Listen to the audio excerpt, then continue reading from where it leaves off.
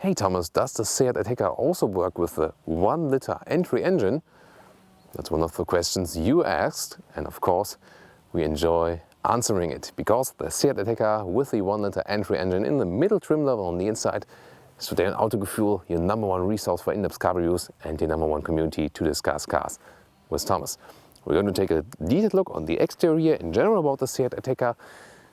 Interior, of course, here in the middle trim. That's especially exciting because I like to present you the cars not only in the super expensive, super high trims, but also in the achievable ones.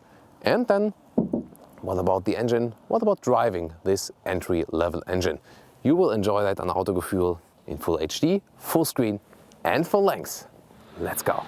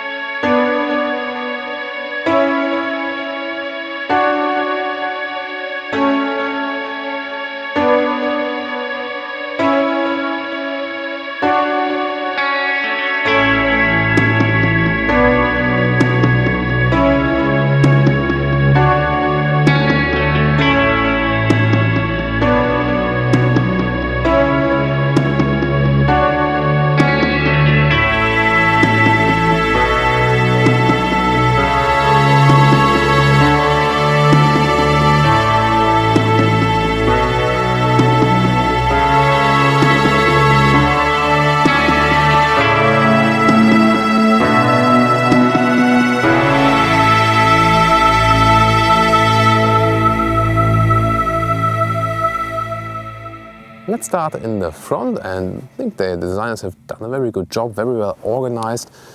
The front grille isn't too huge.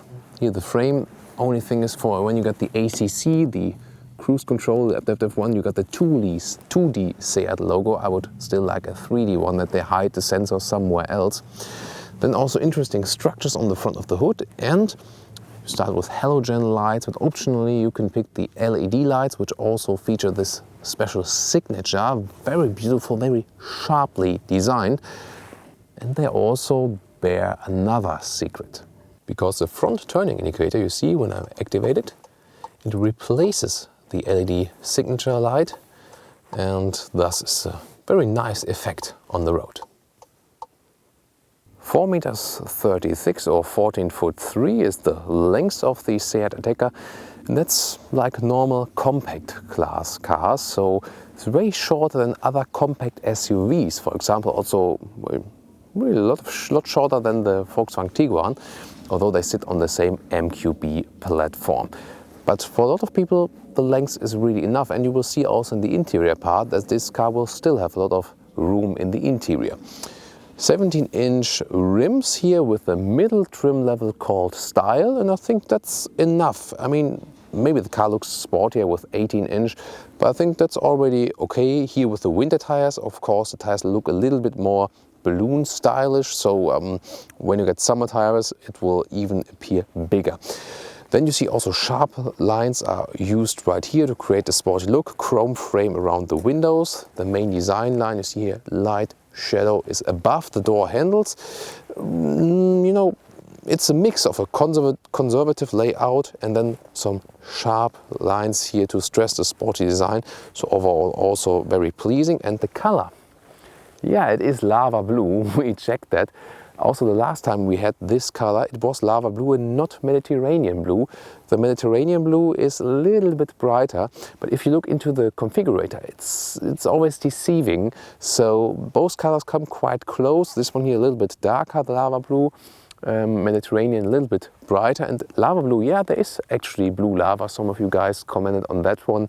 So it depends on the heat, obviously, how it comes from the ground. So very interesting, but for sure I think it's a very beautiful color. So looking at the rear, the taillights are horizontally drawn and have the same sharp layout as in the front. Other than that, you see we don't lose too much space on the inside, because this is also a form follows function layout and basically looks very similar like other MQB platform cars in the Volkswagen Corporation. But I think overall it's very, you know, a very pleasing design from all of the angles. So surely one of the best picks here in the compact segment, and so far I got a lot of great feedback design-wise. Or what do you think? Price-wise, by the way, in Germany it starts at about 20,000 euros. If you go to the style, the middle trim level, then go a little bit higher, couple of thousand euros more. But for like 25,000 euros, you can really get a already good equipped Seat Ateca then with the 1-liter engine we are going to drive later on. However, this very test vehicle is again then spec'd with some more extras more, so it's already above 30,000 then again.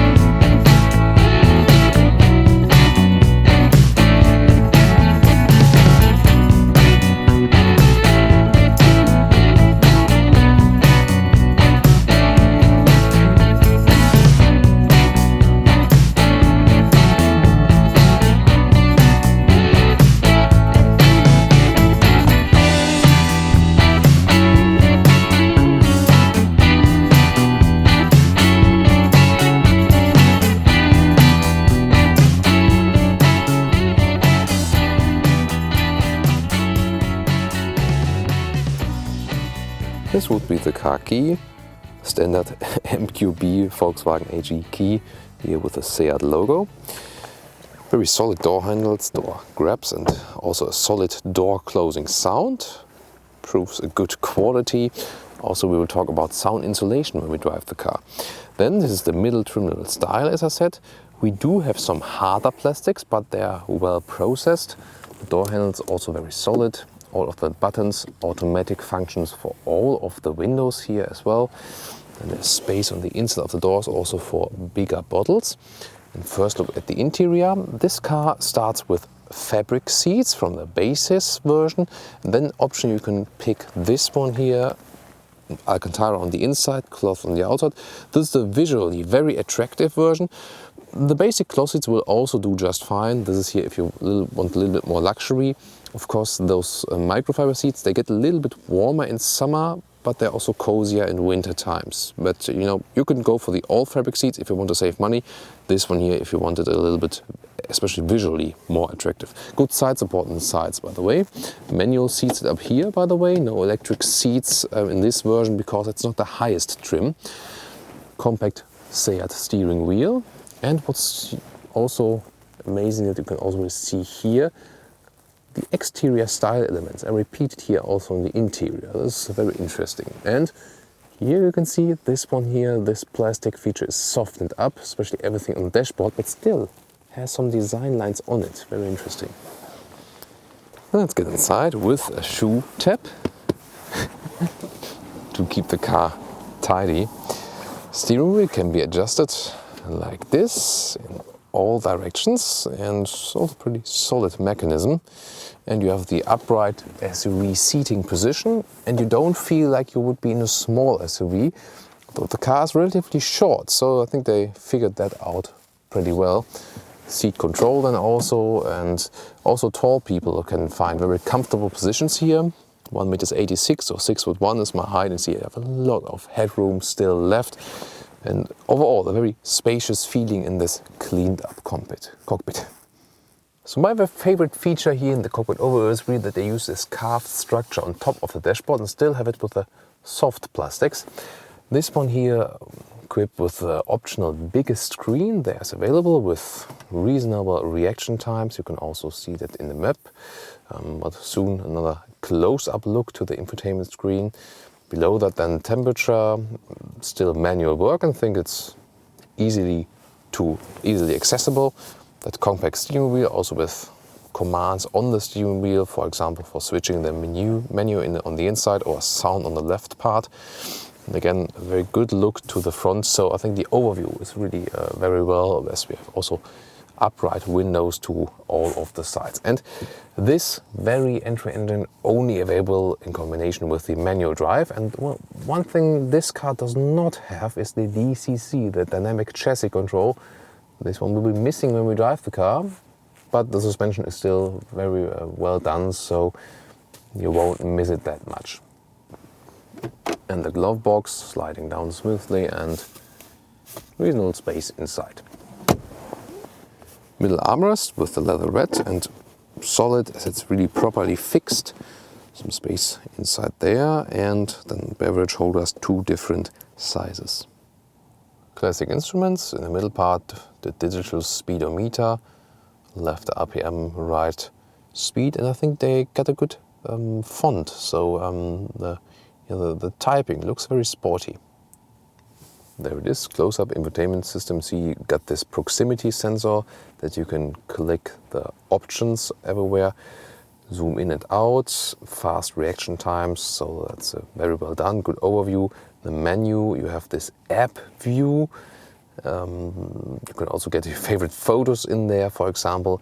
The phone can be either connected via Bluetooth like this, and search telephone, or you can also use the Apple CarPlay. That would also be possible then with a plug or Android Auto.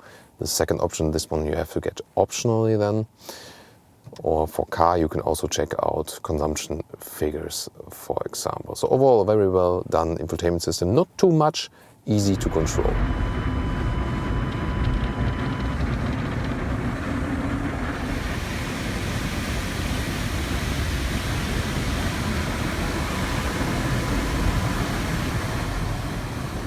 Here also at the inside of the doors, ambient light package, you can pick that one optionally, and then you can also switch around the colors. The temperature unit again, here is the control for the vents. Optionally we have seat heating installed right there. 3 levels for both driver and co-driver. And below that we also got inductive charging possibilities optionally and 2 USB slots. And the rear compartment, this is the real surprise of that vehicle, because it's really shorter than the Tiguan, for example, but it's not really having so much less space. You cannot slide the rear bench in comparison to the Volkswagen Tiguan, but you still have a lot of room here. I mean, for a niece here, still, and imagine some other compact cars, and also headroom-wise. So I think this is, the main aspect about this vehicle, that you have such comfortable seating position here also in the rear compartment, and a lot of space, although the car is relatively short. So package wise, again, really well done. So what can you do here? The armrest, 2 beverage holders, then you can put this ski hatch here to load things through. Also nice design with the Alcantara here. Isofix anchor points on the 2 outer seats, and from here you can flip the seats, and you see there's also the top tether for the child seat for the 3rd anchor point. So 2 child seats, no problem in the car. Electric tailgate, there it is. And even here again, I think the space has been used that was available. See, 1 seat is already flipped. You can flip them from the rear compartment side, but also here, very handy that you can use the buttons here and flip the rest of the bench. So a very versatile setup. You can of course remove that cover here, and below here you can have a replacement tire, for example, and the optional sound system is hidden there. So I think very well used again, package-wise. So very satisfied with that. I think you can, if you demount the front tire of a bicycle, you can also fit it back in there. And the electric tailgate safety test. Yeah, I think they have improved here. Also with the Tiguan, in the first reviews we had some problems. There was too much torque behind it, but obviously they paid attention. Maybe they've watched Autogefühl, as you.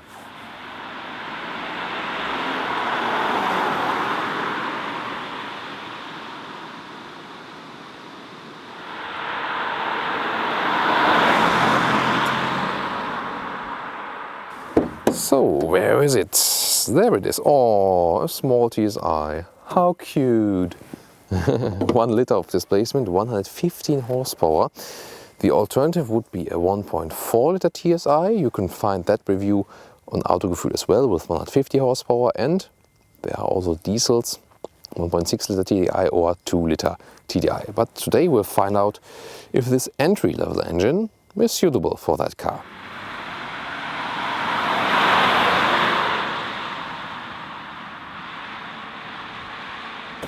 So, let's go! Oh, this took a while. What about that engine on the Autobahn? Second gear. Yeah, I feel that you got some displacement missing.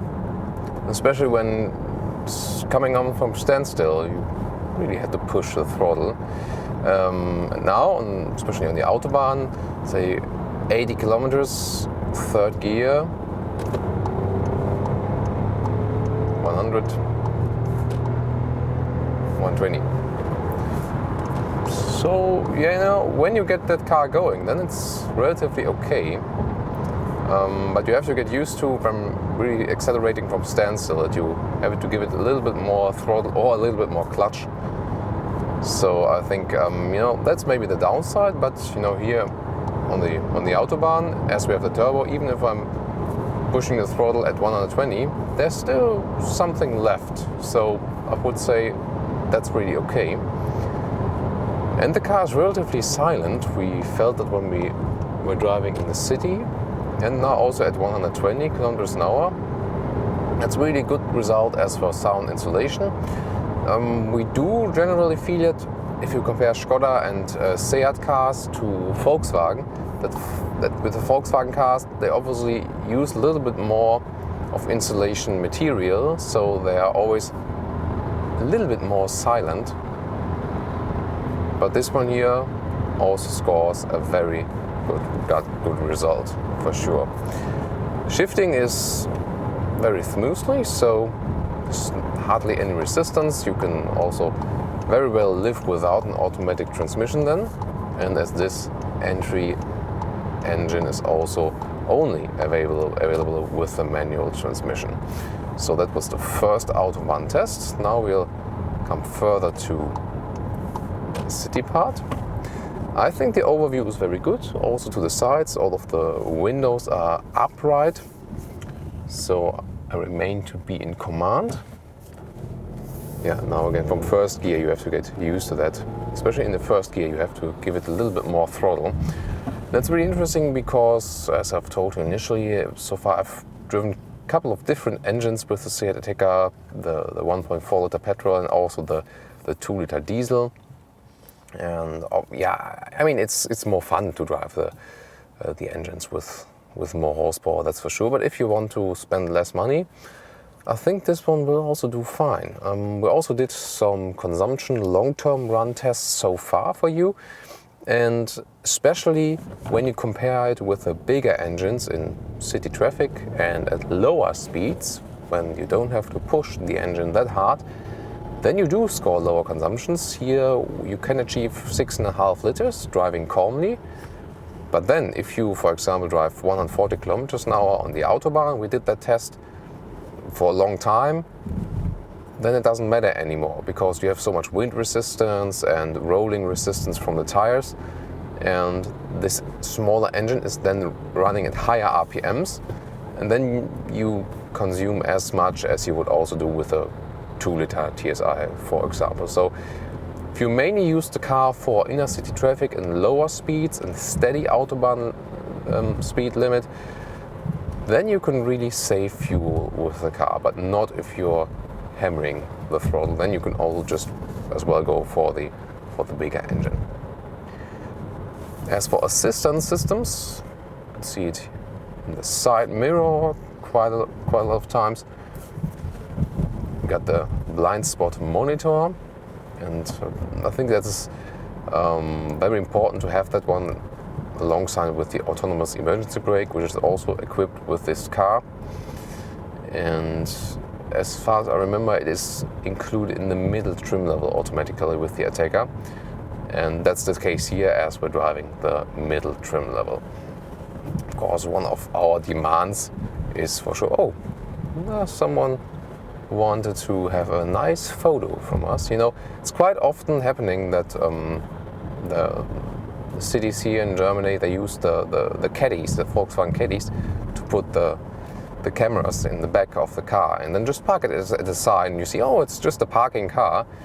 And there's 50 kilometers an hour allowed here at the moment. I was driving 52 for the speedometer. That means on GPS scale it would have been 48 or so, and so there was no photo taken of me unless you would do a screenshot right now. But you always have to pay attention. They always want your money, and I always say, if they do it in spots where there's really no endangering of lives and in front of schools and kids and so on, okay, just do it with the speed cameras, but don't do it in situations where there's no danger and they just want to have money. But that's how it is.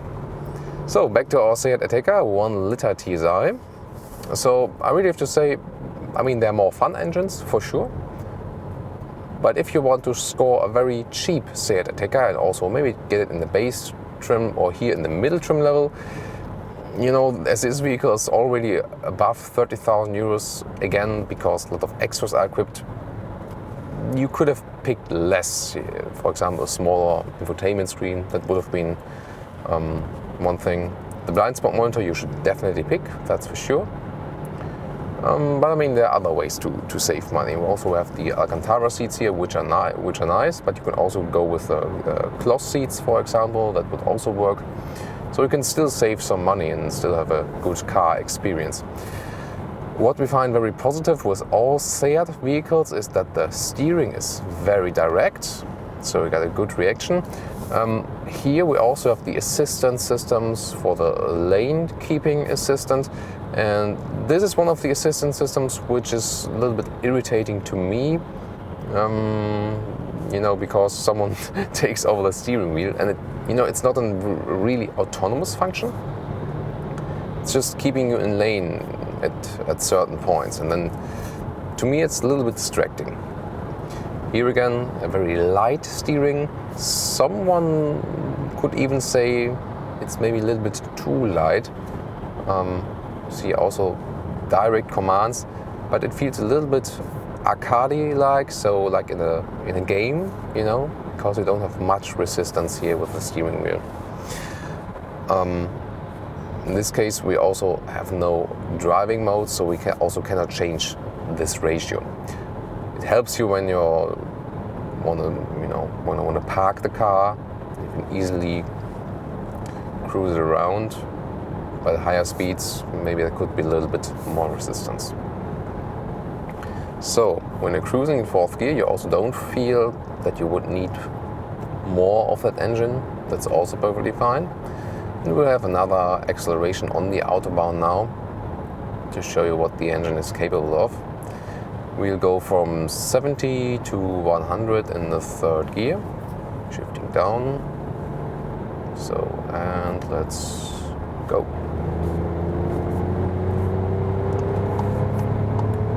Plop. That was it. So, the car wasn't really in a hurry, but I think it's still okay. And for remaining the speed, of course, it's no problem. You can also go up to the fixed gear, then you keep it at lower RPMs. And here, for example, we're at 100 kilometers an hour and just right above 2000 RPM. And for such a small engine, I think that's fairly got good result, for sure. Although it's also not a really big SUV, it conveys a feeling of safety when being on the motorway. As it feels spacious, you have this good overview to all of the sides, and got the upright seating position for the command view, and also the good sound installation. And that makes it still a relaxing Autobahn vehicle, although we don't have so much horsepower on board with 115 in the figures. And I think that's something you can do to even out the lacking horsepower, maybe. And this engine was also needed to get the price down below 20,000 euros, for example, in Germany. Yeah, it's 1999. But still, then you are below this very magical margin and can also compete price-wise, for example, with the Nissan Qashqai. And if you then, for example, compare a Nissan Qashqai driving-wise with a Seat Ateca here, it's really no comparison. When you've driven both of those cars directly after each other, you wouldn't even bother speaking about it, because the Seat Ateca feels so much more worthy of driving so much more refined. Not saying that the Qashqai is a bad car, but there's a clear difference when you drive the car, two cars closely after each other. And I think that's also something about driving the car. Although it's not in a high price region, the build quality is very good, as we've explained to you in the interior part also, and also driving wise with the insulation, how the engine behaves. The sound isn't too bad either. So you get a premium feeling when riding this vehicle, and sometimes you can really ask yourself, is it really necessary to pay double the price to get a real premium brand? And then you realize that the cost of production for those cars aren't really so much different in the premium segment and the non-premium segment, maybe just a little bit, but the price for which the vehicles are sold are way higher, because they want to have more margin, and of course all the marketing campaigns shall play out. So this one here is definitely a very logical choice here, and I think even with the 1 liter engine, stresses again the feeling we had with the initial test of the Seat Ateca, that it's also driving wise one of the best advice someone could give you for buying a compact SUV.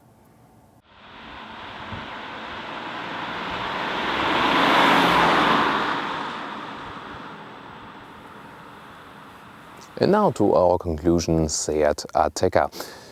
With the 1 liter engine. In general, about the Seat Ateca, I think a very dynamic design, especially in the front, and a very good package. So the size on the outside and the room you have on the inside is a very, very good ratio.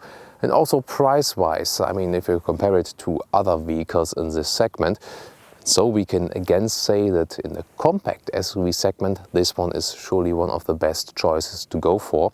And with Autogefühl, we're always honest to you. So if we find some flaws, we really talk about them. But it's also when there aren't so much flaws, we don't eagerly try to find some, pathetic stuff just to say, oh, we criticize something, so we are very authentic. No, we are always authentic, and therefore we can always say if something is good or bad. And of course, we cannot rate the long-term durability. You have to go for other institutions then, because in our tests, it's really about everything we can dissect from a car, besides the long-term durability, because we're not driving the car 5 years now, that's not possible. But again, everything else we can rate here. We didn't find anything we can, we can really talk bad about. I think that really speaks for that car. With the 1 liter engine, I think it works. Yes, if you want a cheap Seat Ateca, it's not the most fun engine then. That would be the 1.4 liter TSI if money doesn't play any role. And it can save you some fuel if you run that engine at lower speeds, at lower RPMs. As soon as you drive it fast all the time, then it really doesn't matter. Then you could also go for a bigger engine. But I mean, if you think about maybe a diesel or a small petrol engine, might also be a good choice price-wise, and also when we think about the particles that are coming out of the exhaust again, we have this diesel issue still, and it's coming further and further. And I mean, in the coming years, I think also diesels will start to decline a little bit, because it will get too expensive to build them in a way that they're really adequate to meet all the emissions regulations, and that's maybe also a good thing. So I hope you enjoyed this overview here today, and you can also check out some more Seat Ateca reviews. We will link them in the video description for you. So we have covered some different aspects, some different driving surroundings, and some different engines and colors and interior trims. So be sure to check that out as well. And thank you again for tuning in with me or with one of my colleagues. See you next time.